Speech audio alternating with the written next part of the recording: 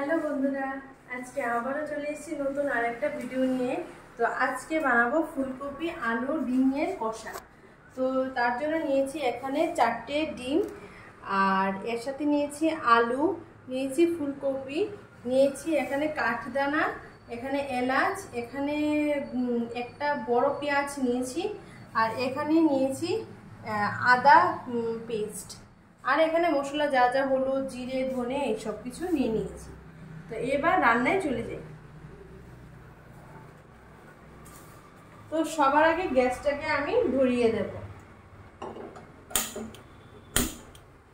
কড়াটা গরম হতে হতে ততক্ষণ আমি এতে তেল আর পেঁয়াজ দিয়ে দেব। তো আমার কড়াটা গরম হয়ে গেছে, এবার আমি এতে দিয়ে দেব সাদা তেল। প্রথমে আমি ডিমটাকে ভেজে নেব। তো তার জন্য আমি প্রথমে একটু বেশি করেই তেল দিয়ে দেবো। আমি প্রথমে একটু বেশি করে তেল দিয়ে দিয়েছি যাতে আলু ডিম কফি এগুলো সবকটা একসাথে ভেজে নিতে পারি। তো তার জন্য আমি তেল দেওয়ার পর এবার দিয়ে দেবো আমি লবণ আমি এখানে অল্প দেব। প্রথমে ডিমটা ভাজবো, তারপর কপি ভাজার সময় আবার একটু লবণ আমি এখানে দিয়ে দেবো। তো আমি এখানে একদমই অল্প পরিমাণে লবণ দিয়েছি। বেশি লবণ দিলে ডিমটা একদম ফেটে ফেটে ভাজা হয়ে যাবে অতিরিক্ত, তখন রাবারের মতো লাগবে। তো তার জন্য আমি অল্প পরিমাণ লবণ দিয়েছি, আর দিয়ে দেবো অল্প পরিমাণ হলদি। তো এবার আমি এটাকে একটু হাত খুন্তিটা দিয়ে এইভাবে একটু নাড়িয়ে দেবো। অনেকে মেখে ভাজে, বাট আমি মেখে ভাজবো না, আমি এইভাবে কড়ার মধ্যে তেলের মধ্যে দিয়ে তারপর ভাজবো। এবার আমি ডিম এখানে 4টেকে আমি দিয়ে দিচ্ছি। এখানে 4টে ডিম আমি ভালো করে ভেজে নেব। তবে আমি বেশি ভাজবো না, বেশি ভাজলে আবার সেটা রাবার হয়ে যাবে। আমি অল্প পরিমাণ অল্প করে ভাজবো, একদম বেশি ভাজবো।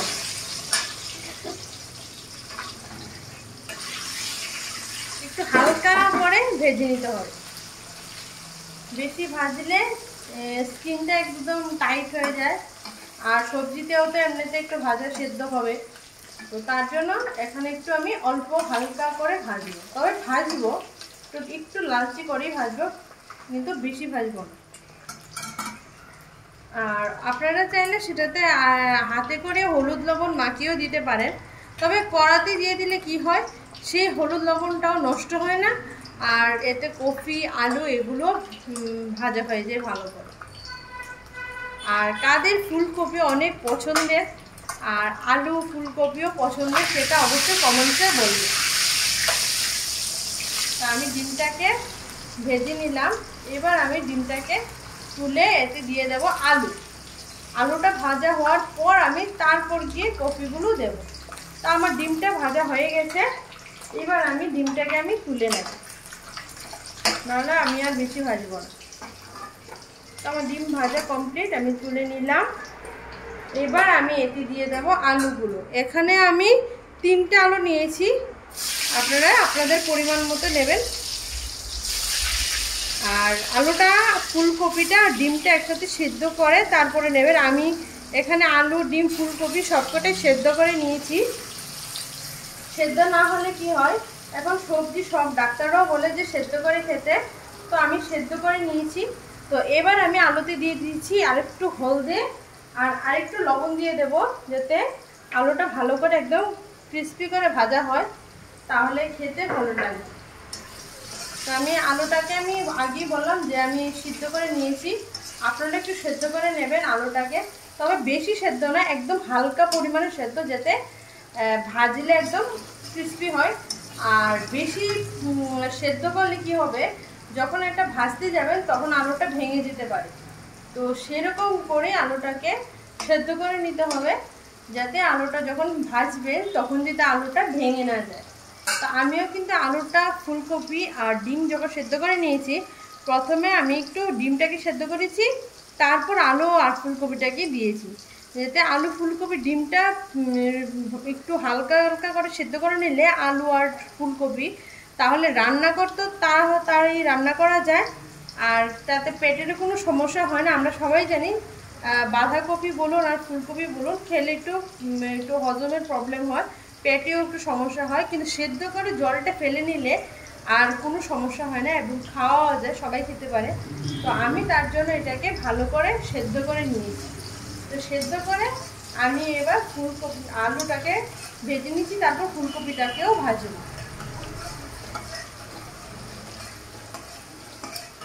তো আলুটাকে একটু ভালো করেই ভাজতে হবে। আলুটাকে একটু ভালো করে ভাজলে তারপর আর মশলার সাথে এক্সট্রা করে ভাজতে হবে না।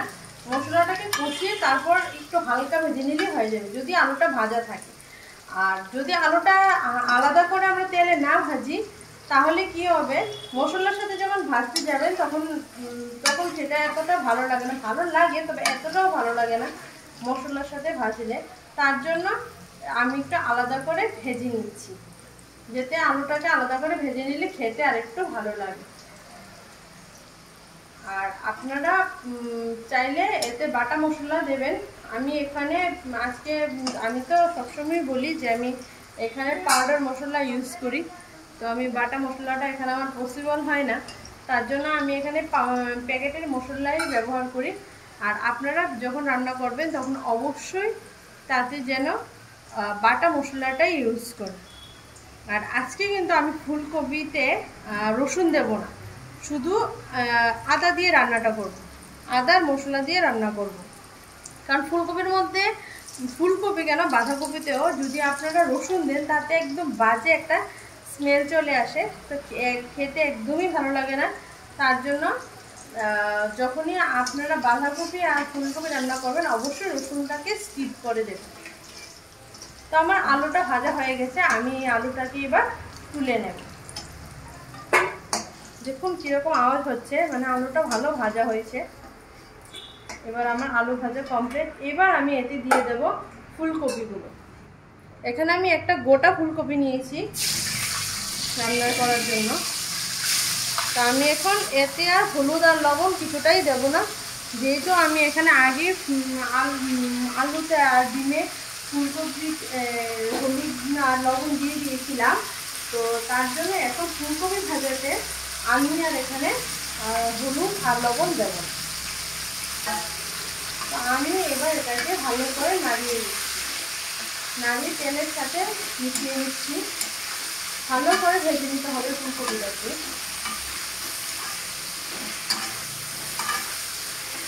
উল্টে পাল্টে ভালো করে একদম ভেজে নিতে হবে, তাহলে দেখবেন খেতেও ভালো লাগবে।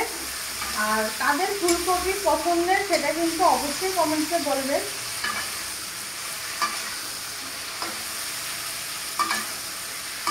আর কারা কীভাবে রান্না করেন সেটাও কমেন্টে বলবেন, কে কীভাবে রান্না করে, আমি সেভাবে একবার রান্না করে দেখব।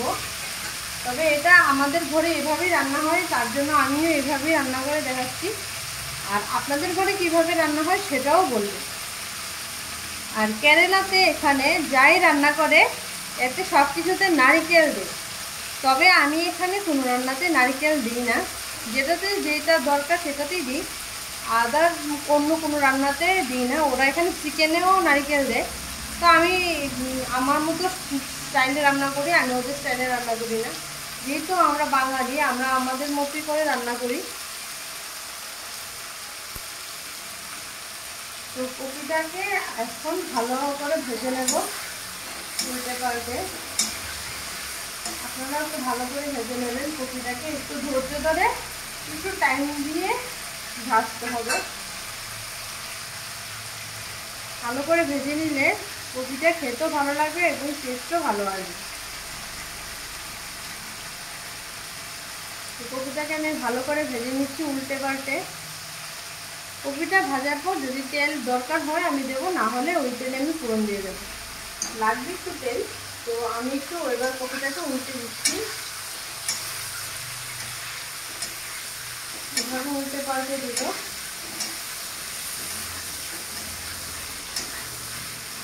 ভাজা করবো, ভালো করে ভাজা করবো এটাকে। এখানে কপিটা ভাজার পর একটা ভালো একটা গন্ধ আসছে, যেটা আমি পাচ্ছি। আর ফুলকপি ভাজা খেতে কার কার ভালো লাগে সেটা বলবেন। আমার তো কপি ভাজা খেতে খুবই ভালো লাগে। ফুলকপির ভাজা, ফুলকপির পকোড়া, সেটা খুবই ভালো লাগে খেতে।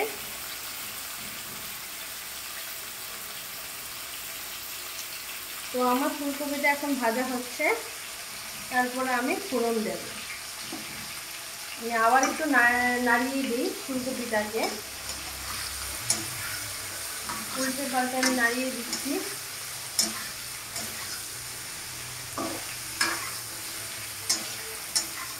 ভালো করে ভাজলে কি হয়, ফুলকপির মধ্যে যে একটা গন্ধ থাকে সেই গন্ধটা নষ্ট হয়ে যায় আর একটা ভালো গন্ধ হয় ভাজলে পরে। তার জন্য আমি ফুলকপিটাকে ভালো করে ভেজে নিচ্ছি।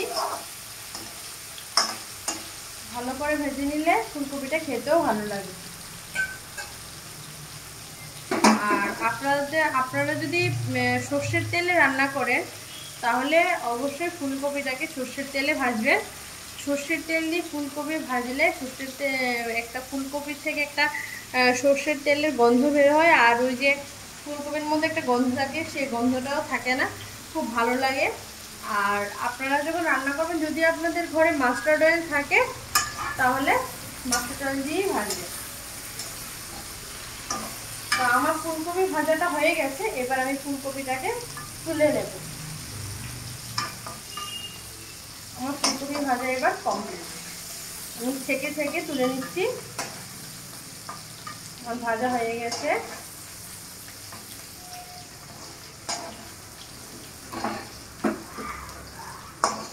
আমি সব ফুলকপি তুলে নিলাম।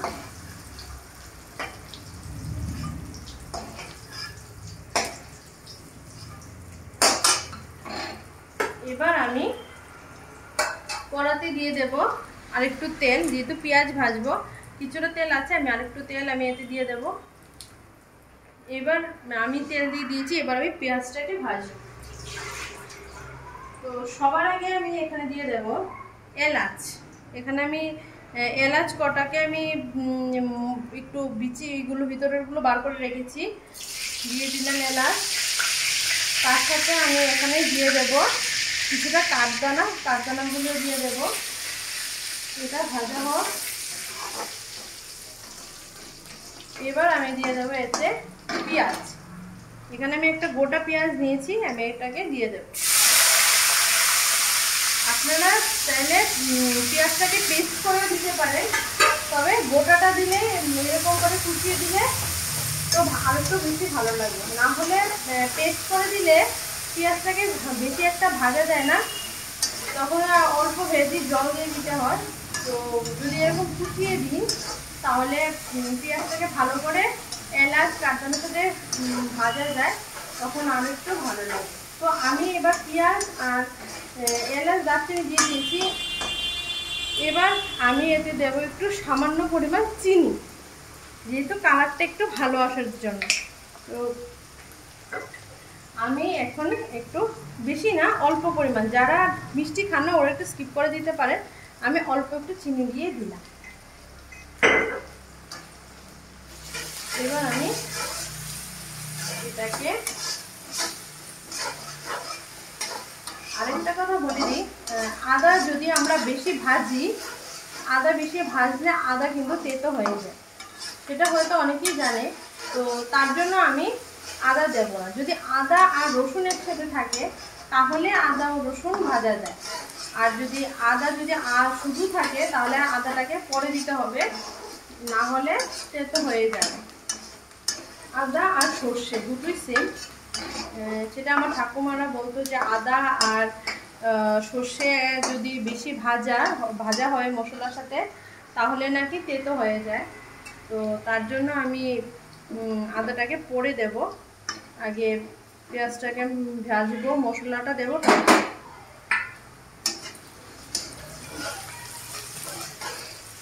তো পেঁয়াজটাকে একটু লাল করে ভেজে নিতে হবে, কম ভাজলে কিন্তু ভালো লাগবে না। পেঁয়াজটাকে একটু লাল করে ভেজে নিচ্ছি।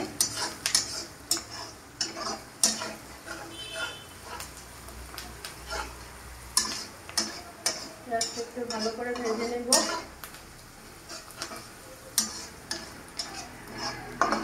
আপনারা চাইলে এটাকে পেঁয়াজটাকে পেস্ট করে দিতে পারেন। আমি একবার বলেছি, আবারও বললাম যে পেঁয়াজটাকে পেস্ট করে দিতে পারেন, তবে আপনারা কুচিয়ে দিলে ভালো লাগবে।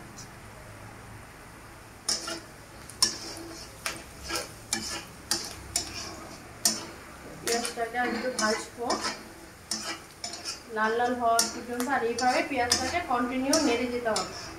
না হলে পেঁয়াজটা একটা সাইড ধরে যাবে আর একটা সাইড ভাজা হবে না, তো ভালো লাগবে।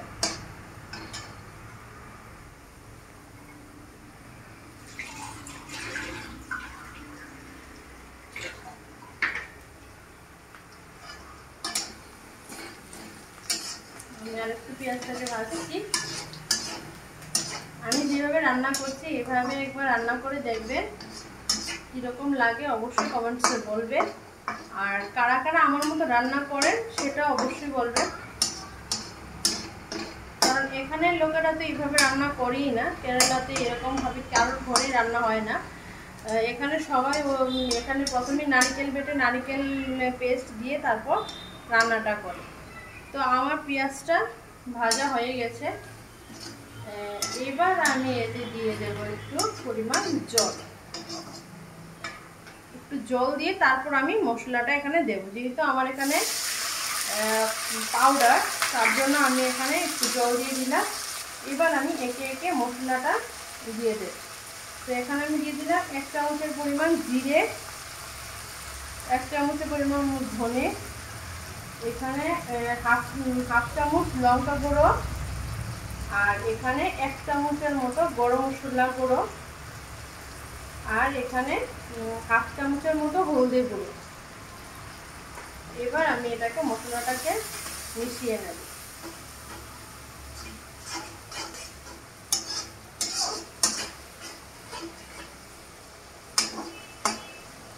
এবার আমি এখানে দিয়ে দেব লবণ।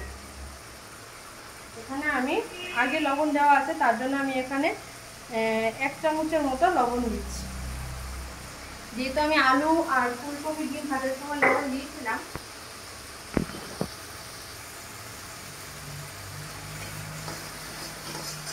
তো আমি এখন মশলাটাকে কষিয়ে নিচ্ছি ভালো করে। আর ফুলকপিতে রান্নার সময় টমেটো দেবেন না, এতে টমেটো দিলে একদমই ভালো লাগে না, তো টমেটোটা দেবেনই না। আর যারা টমেটো দেন ওদের তো আর কিছু বলার নেই, ওরা দিয়ে খায়, ওদের হয়তো আলাদা টেস্ট পায়। তবে যারা নতুন রান্না করছেন ওরা টমেটোটা প্লিজ দেবেন না। টমেটোটা দিলে আর রসুন দিলে ফুলকপি বলুন আর ফুলকপিতে ভালো লাগে না। বাঁধাকপিতে টমেটো দেওয়া যায়, টমেটো মটরশুঁটি দেওয়া যায়।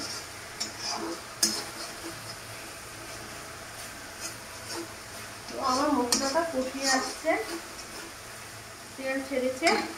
এবার আমি এখানে দিয়ে দেব আমার পেস্ট করে রাখা আদা। এবার আমি এটাকে মশলাটাকে আবার আরেকটু নাড়িয়ে নেব। আদাটা আমি এখন দিয়েছি, আমি বেশি ভাজবো না, একটু সামান্য একটু মশলার সাথে মিশে গেলে আমি এবার ফুলকপি আলু ডিমগুলো দিয়ে দেব।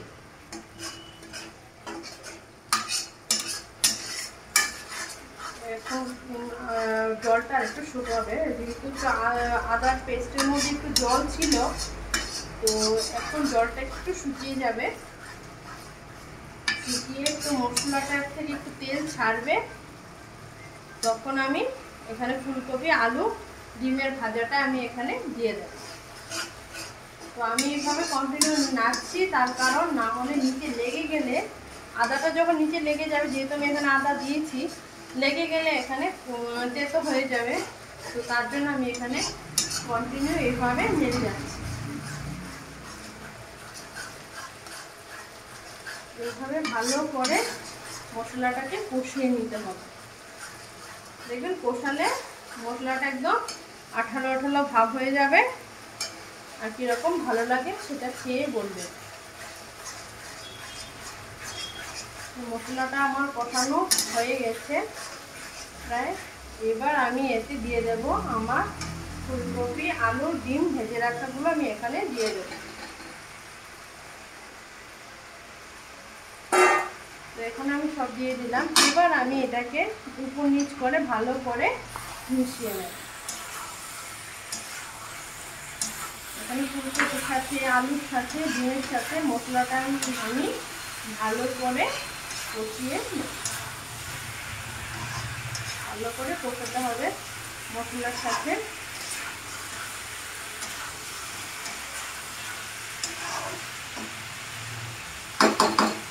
ভালো করে কষিয়ে কষিয়ে রান্নাটা করলে দেখবেন সেটা খাওয়ার টেস্টই আলাদা।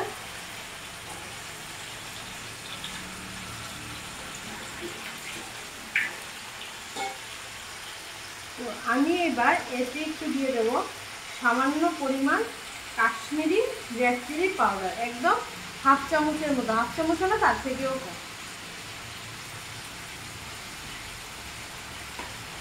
তো এবার আমি এটাকে ভালো করে আর একটু কষিয়ে নেব। কাশ্মীরি পাউডারটা আপনারা চাইলে নাও দিতে পারেন, তবে আমি দিয়েছি কালার হওয়ার জন্য, আপনারা চাইলে নাও দিতে পারেন।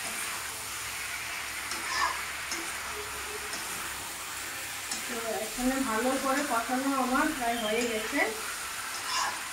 এবার আমি এখানে দিয়ে দেব ঝোল। এখানে আমি আমার যতটা প্রয়োজন ততটা পরিমাণে আমি জল নিয়েছি, আপনারা চাইলে এর থেকে কম বেশি করতেই পারেন।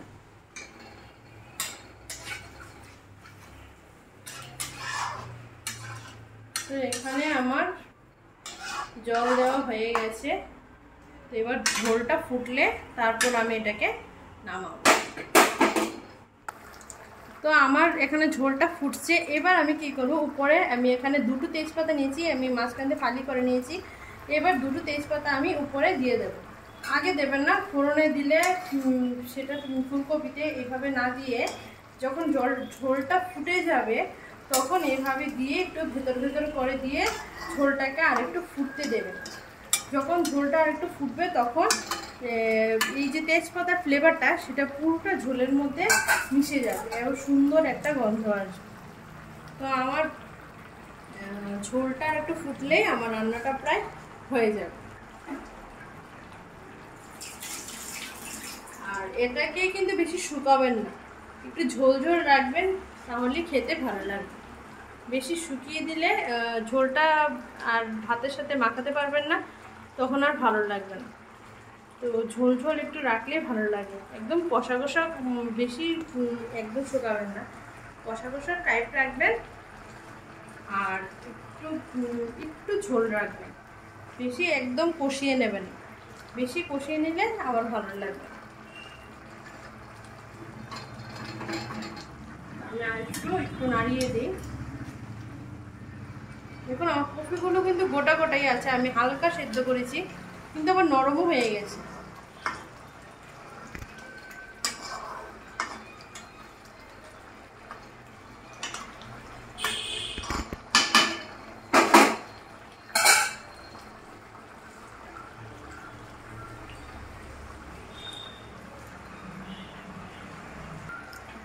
তো আমার ঝোলটা এখন হয়ে গেছে, এখন আমি গ্যাসটাকে বন্ধ করে দেব।